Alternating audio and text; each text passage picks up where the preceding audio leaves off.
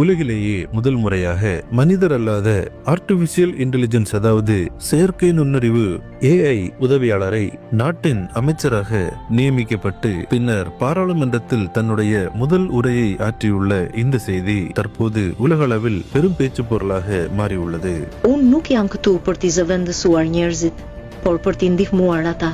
Albania நாட்டின் பிரதமரான இடி ராமா அவர்கள் சில தினங்களுக்கு முன்பாக டெய்லா என்ற பெண் வடிவத்திலான செயற்கை நுண்ணறிவு AI உதவியாளர் நாட்டின் பொது கொள்முதல் அமைச்சராக நியமிக்கப்படுகிறார் என்ற அதிகாரப்பூர்வ அறிவிப்பை வெளியிட்டார். இதன் மூலமாக அரசாங்க துறைகளில் 100% ஊழலை ஒழிப்பதற்காகவே இந்த திட்டம் நடைமுறைப்படுத்தப்பட்டுள்ளதாக தெரிவித்தார். பின்னர் டெய்லா என்ற அந்த AI பாராளுமன்றத்தில் அனைத்து அமைச்சர்கள் மத்தியிலும் தன்னுடைய முதல் உரையை ஆற்றியது. ஒரு AI அமைச்சராக பொறுப்பேற்றதற்கு பல்வேறு தரப்பினர் ஆதரவும் பல்வேறு தரப்பினர் எதிர்ப்பும் தெரிவித்துள்ளனர். எனினும் வருங்கால